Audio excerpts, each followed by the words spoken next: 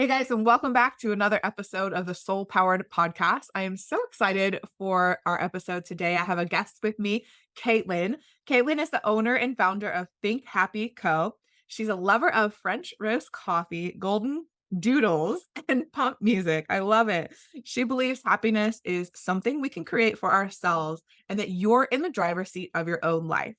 Outside of work, Kaitlin, she is a mother to Eleanor and James, a wife to Oakley, and a dog mom to Guppy. I can't wait to introduce you guys to her. Welcome, Kaitlin.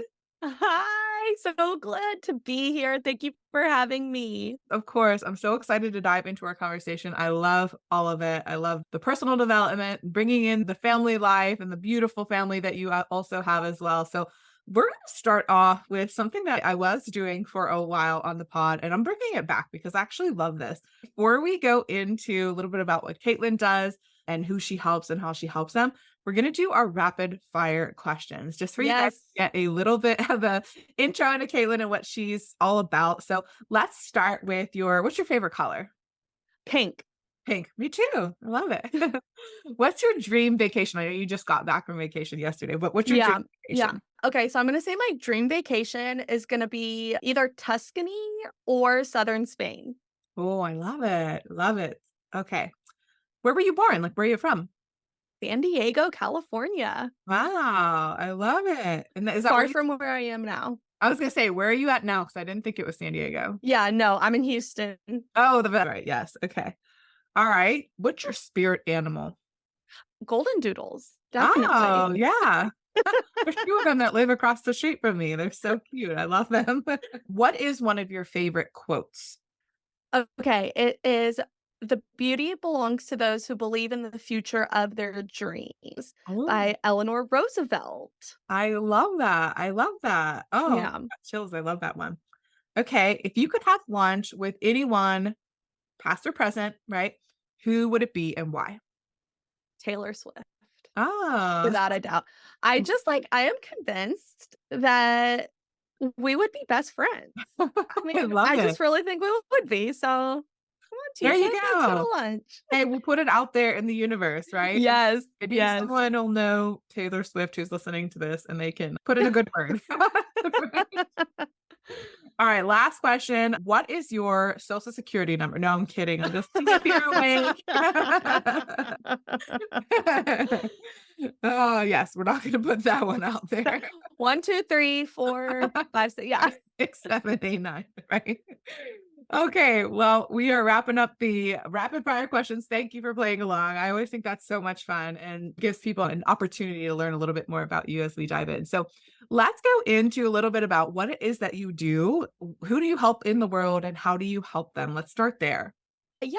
So I primarily work with women, specifically moms, and I help them with time and task management, building sustainable habits, sustainable routines, and my favorite part, and keeping their cups filled. So I'm really big on the notion that we serve others better when we serve ourselves first, and just the importance of pouring into ourselves with, I think, women specifically. We're constantly giving, pouring out, and that's not sustainable if we're not replenishing so that we can continue giving. So That is that's what I'm here so to do. good. I love it. And you could have so that quote that you just said, okay, I want you to say it again because I'm literally gonna use this in the future as well. That was so good. The future belongs to those who believe in the beauty of their dreams. The Oh, future belongs to so those who good. believe in the beauty of their dreams. Oh, it's so good. That's like a mic drop moment in and of itself. And I know the work you're doing in the world is so important because, I mean, like you said, especially as mothers, my daughter is 17 now. So she's much more self sustainable at this point. She can kind of do her own thing and come and go as she pleases. But I remember, especially those younger years, and I know that there's many moms who listen to this podcast as well, and they can resonate, right? It is like really difficult, I think, sometimes to kind of balance that. There's no such thing as balance, in my opinion. You're not balancing it. You're just finding a way to do all of the things, right? Right, Um, right. but when we don't fill up our own cup, there's nothing left to pour over. Like there's absolutely nothing left to pour Yeah. over. Yeah.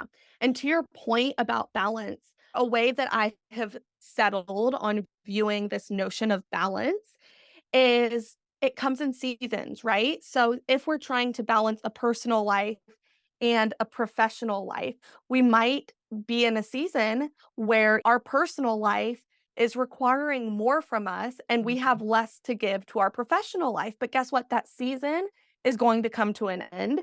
And the next season, the balance might flip to the other side. And it's just life is fluid. And so Mhm. it makes sense that this balancing act needs to be fluid also, just because that's the nature of life. Wow. That's such a powerful way to explain that because I do think that a lot of times when we're in it, when we're feeling overwhelmed, when we're feeling like you said, like our personal life is taking over, like we just had a passing in the family about a month or so ago. And it's easy to get in that, well, okay, like what's going on over here and like trying to juggle it all. But you're right, it's a season. And if we don't identify with that season and we can just look at it as though it's a season, things will shift. It'll naturally come back, right? Just like the seasons as it relates to weather, right? Like there's Yep. always going to be seasons in our life. And I love that you bring that up because, yeah, it's not about being like this perfect. That's why I said I don't believe in balance because it's not like a perfect 50-50 split. Yeah, It's always just exactly. allowing yourself to kind of flow. So let's talk a little bit about like what brought you into this work? What got you started? Yeah. So for your audience, I didn't know it at the time, but my experience is a little bit flipped from other people in the coaching industry. So I actually started with a book called Think Happy. This book was published in March of 2020. And the idea behind Think Happy came to me when I realized I kept getting asked the same question over and over just from my peers, from my family, from my friends, from my coworkers. And that question was, Caitlin, how are you always so happy, quote unquote, happy? My answer was always the same. It's not that I'm so happy, but it is that I'm very intentional about creating happiness in my life. Well, the follow up question was always, okay, how? So that is where the book Think Happy, that's where it was born. It outlines 5 pillars of happiness that just are 5 pillars to incorporate into your life that I have been using just to help you live your happiest life, to help you be your best you. Those pillars are time management, getting to know your body, getting to know your heart, me time, and goal setting. Well, fast forward a couple of years, things have shifted a little bit and I've niched down a bit more. But essentially, that's the foundation of what Think Happy Co. is today, including my podcast, my coaching business, and everything that comes with it. So I don't know if that answers your question. Yeah, of course it does. I love this. So I didn't know you wrote a book. That's so cool. Oh, thank you. Yeah. Thank you. It was a starting place for me. I want to redo it, not the whole thing. I want to add to it, rewrite parts of it. And so that'll happen at some point. But Yeah. Yeah, it's the timing, right? It's the yeah, season. It'll happen when it's supposed to happen. But yeah, I'm just sitting here thinking like, okay, so you have 2 little ones and you have a book out. Like, how did you manage to do that with the little ones? And how old are they, by the way? okay, so Eleanor is 2.5. She'll be 3 in December. James, as of yesterday, turned 11 months old. Oh my I gosh. know, poor Okay, so boy. they weren't born yet when you wrote No, this. Okay, no, good. I was they gonna weren't say, born. how the Mm-mm. heck? No, Okay, good. they were not Wow. born. And then I started the podcast when Eleanor she had not yet turned 1. Wow. And I love that you bring up these, add some things to the book and shift things. And I think it's important for us to talk about how just getting started is the first step, right? Because it's not going to be perfect. None of it's going to be perfect. I look back at some of the first renditions of the programs that I've put out into the world and I'm like, I appreciate that version of me, but it's so different. I've evolved so much and learned so much and my energy is so different, right? So I love that you talk about that because a lot of the entrepreneurs and coaches and course creators who are listening, like, it's okay, right? I want to Mhm. make sure we're intentional about that message of it's okay. Like you're starting where you're Yeah. starting and the work that you are putting out in the world is good enough. And I like this phrase that I heard once from a mentor that he said, your B minus work is going to change people's lives, but you're out Yeah. here wanting and waiting to write A plus work, to do A plus work, to put A plus content out there. And the truth is that the only way you get the A plus content is by writing the B minus stuff and by putting it out there and like getting feedback and growing and learning yourself. So I think it's Yes. so important to note that as well as, hey, it's okay. Just the first rendition. And you got a lot of clarity since you did that, right? It's so true, Rebecca. And I think so, first of all, I love what that mentor taught you that your B minus work, that's enough. And that B minus work is going to be exactly what someone out there needs at that moment in time, right? So your B minus work is still making an impact. Something else that I really love thinking about and that I think it can be so empowering for entrepreneurs, especially those who are at the beginning of their journey, is that you never have to start at square one again, as long as you take every opportunity as a learning opportunity. So that first course that you put out could fall flat. It could totally fall flat, and that is okay because you have so much that you learned from that experience, and as long as you leverage what you learned, that's still a win for you. Oh my God, that's so freaking true because I have this conversation a lot around money, right? Because that's what I talk a lot about. And I see people who they've made a lot of money before, and then they're coming to me because they're like, well, I just can't get back to that place. And I struggle to get back. And listen, here's the reality. You learned how to become an energetic match to that before. So now you just take what you learn. Like you said, you never have to start at square one because Mhm. you've gotten there already. So just because maybe things have shifted, you can take all of it. I don't even love the concept of talking about starting over because you're never starting over from scratch. You're Right. never, ever starting over. It's always with all of the knowledge and the wisdom and the things that Yeah. you gained and learned. You're never starting over. You'll never go back to not knowing what you know now. You Yep. can't. That's not how it works, right? So I want to talk a little bit about this incredible book, Think Happy, and the different 5 pillars. So let's talk about some of these pillars and kind of how this would play out, or even if you're Sure. shifting and changing some different things, or what's important to you about these pillars, incorporating these different things so that you can be the best version of yourself. And just start with Yeah. whichever one you think that would be a good place to start. Yeah. So I think that one of the best places to start, not only with these pillars, but in any sort of personal development work that you're doing, is to take a look at your time management. I think that a speed bump that a lot of us have, especially women and especially moms, is we feel like we don't have enough time to do things for ourselves. Mm, And I mean, I'm just gonna say it, that's not the case. We have time for the things that we make time for. And so if someone is listening to this now and they're thinking like, "Yes, that's me. I feel like I don't have the time to pour into myself, the time to do something for me," all that needs to happen is a little bit of a reframe there. So it's not a biggie. I actually have a PDF download that is just like on my Instagram bio, so go get it for free that walks you through identifying time in your week that you don't use productively, and then taking that time and reallocating it to something else that serves you better. So that's a great starting place, just figuring out how you're managing your time and being good stewards of your time, right? You're in the driver's seat of your own life. You get to decide a lot of where that time goes. So just start becoming intentional with it. So, time management is a big one that I feel super passionately about. I guess another one from the 5 pillars. So, getting to know your body, getting to know your heart. For me, that's just taking time to serve yourself well, both physically and mhm, mentally. Fueling yourself well, giving your body like food and nutrients that serves it well and that serves it well for the long term. Finding time to rest and restore. You and I were just talking about before we started recording how I just got back from a vacation and you're about to go on a vacation.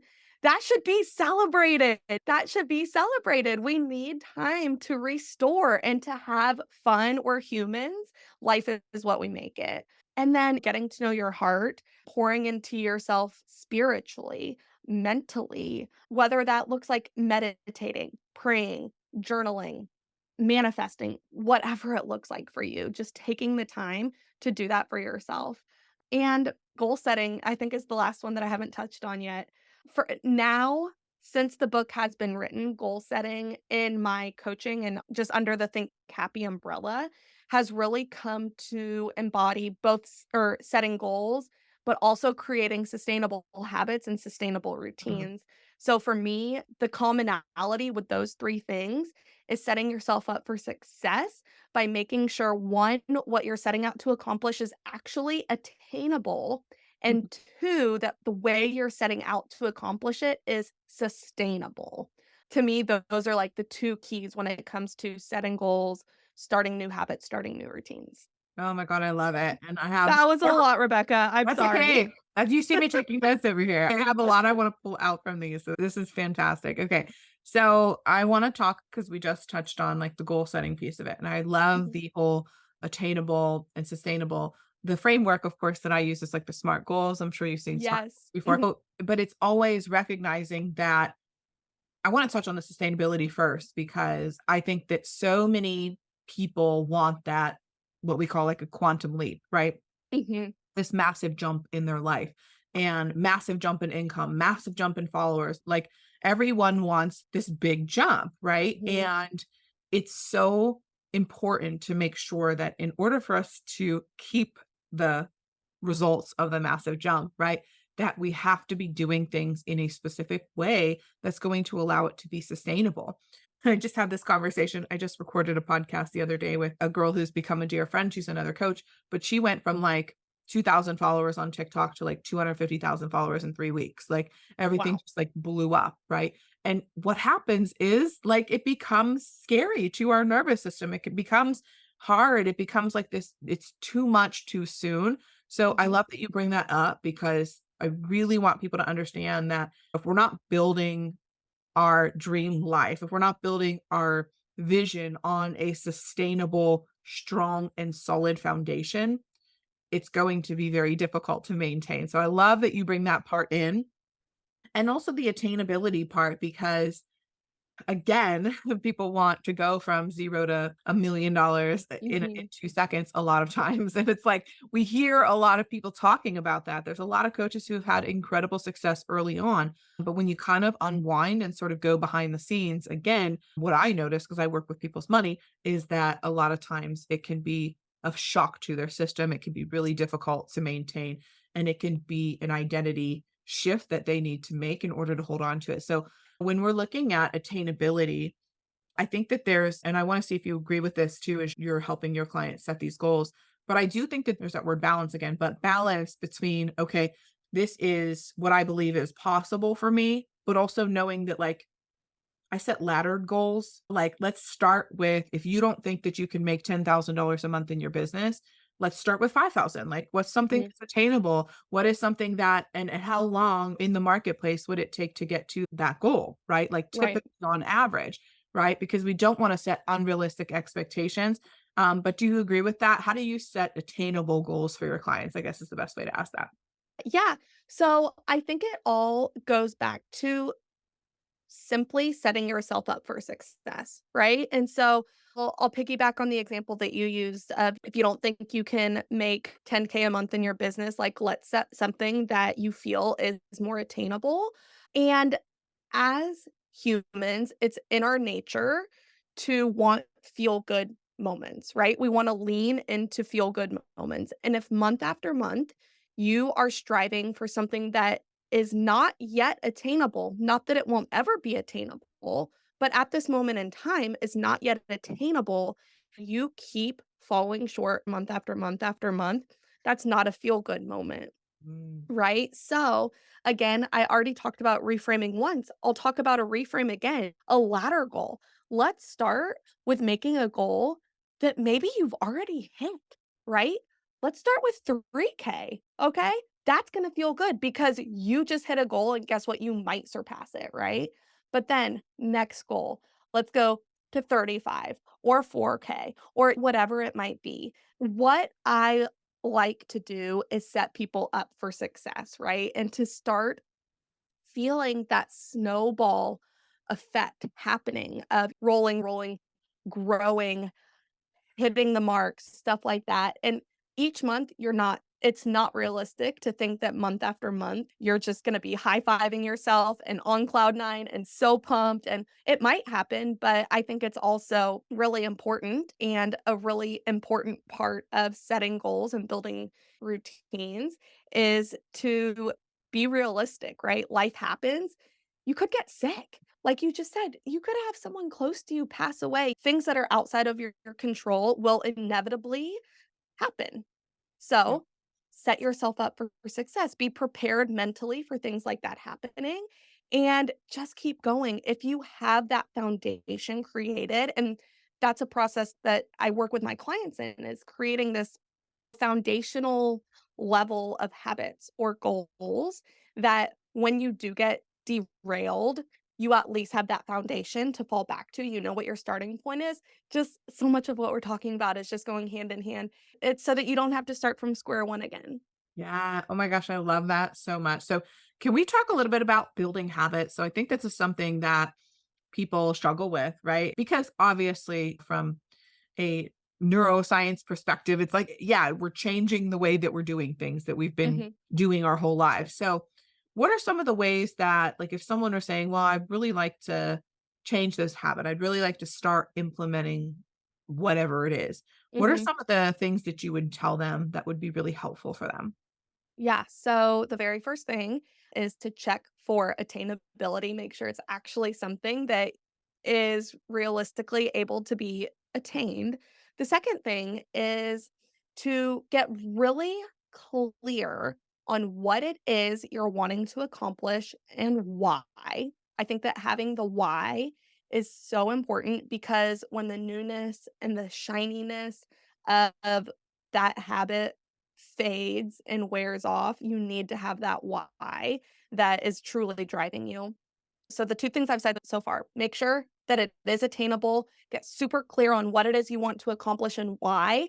And then the third thing that I would say is using that really clear outline of what it is you want to accomplish, work backwards to first create a foundation that is fairly easy to achieve. This should not be a foundation that is a carrot dangling that you just feel like is so hard to reach. No, this foundation should be fairly easy to achieve and then allows you to start building upon it until you reach that ultimate goal, habit, routine, whatever it might be.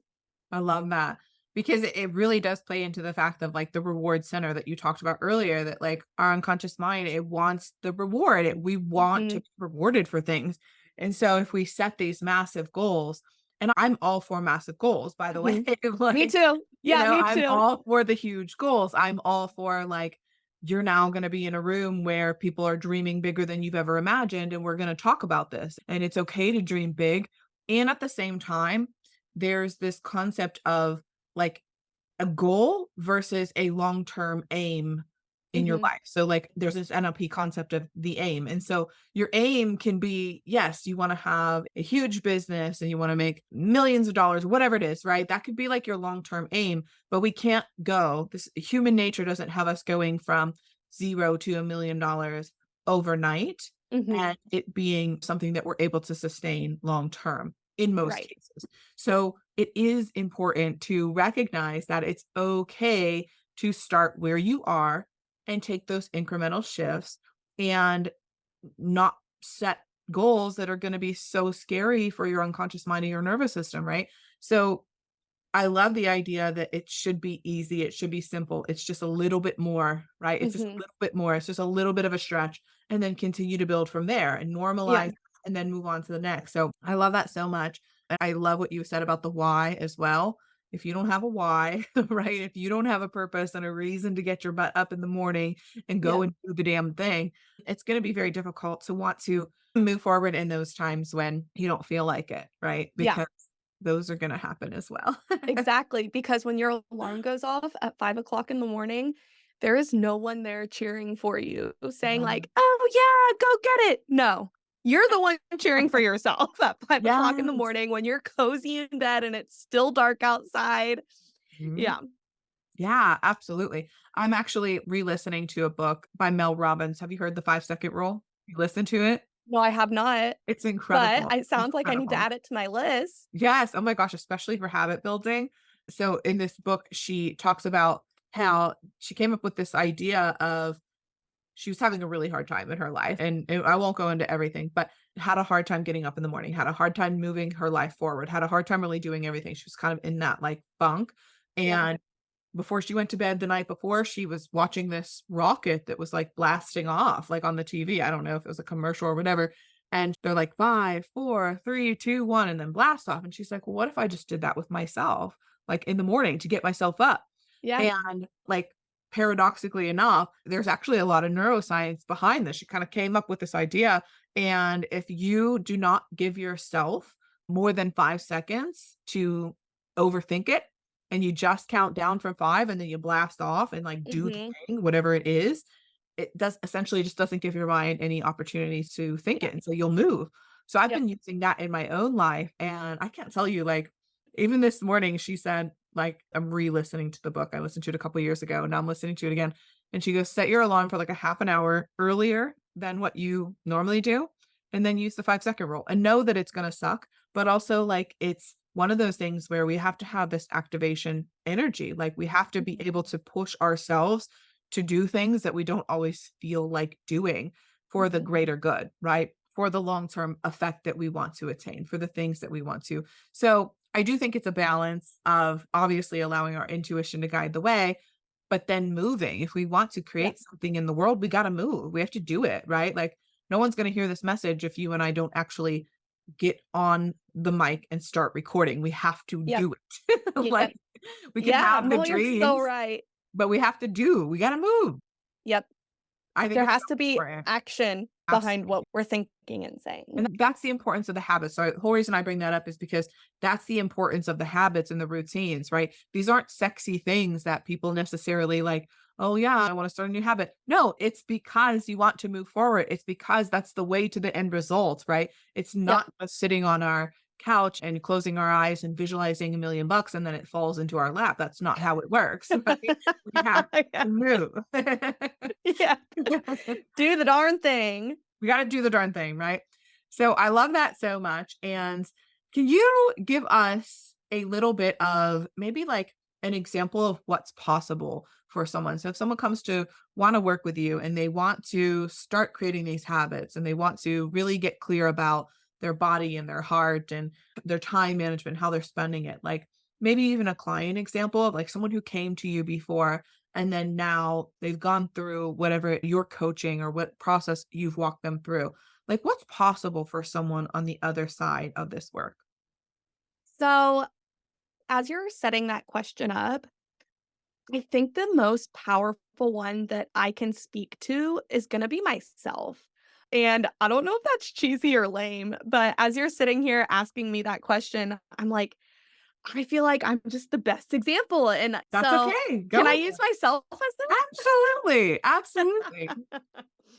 So, what I'll say is before I stepped into the driver's seat of my own life, before I was like, no, I'm the one behind the wheel, I was so insanely busy. Life was so busy. But the thing is, I'm still super, super busy, but now I'm in control of the busy. Mhm. Whereas back then, the busy was totally in control of me. My plate was just constantly overflowing with commitments, and it got to a really unhealthy place, both unhealthy mentally and physically. So, mentally, I was suffering from terrible anxiety. There were times where I could not drive in my car with sunglasses on because this feeling of having these sunglasses on my face made me feel like trapped. Wow. And like it just led to this crazy, insane, miserable anxiety. And then physically, I suffered from chronic upper respiratory infections. So my body was literally screaming at me, like, Um, Caitlin, something has got to give. Like, this is not sustainable. This is not a healthy place to be. And I thought that all of the commitments that I had, I thought that my plate overflowing, I thought that everything on there, I thought it was all serving me well. But it got to the point where it was just so clear that it wasn't. And I guess the breaking point for me was when I got pregnant the first time with Eleanor, and it was like my body just physically could not handle anything else. It's like, "Caitlin, you cannot keep having this amount of commitments, this amount of stress, and grow a human being. Like, you just can't have it all." And so at that point, I had to, like, really get honest with myself and evaluate everything that I had allowed willingly on my plate that I thought was serving me. And when you're coming from a place where you think everything on that plate is serving you, it is really hard to like have those honest conversations with yourself and identify maybe what isn't serving you like you thought it was. Because we all want to think that we're using our time well, right? That we're making the most out of this life that we have on earth. And it kinda stinks when you realize that for the past however many days, months, years, you maybe haven't been being the best steward of your time. So I got really clear on the things that were serving me, actually serving me well, and that were actually bringing me happiness and joy, and now I get to teach others. Wow. So That's amazing.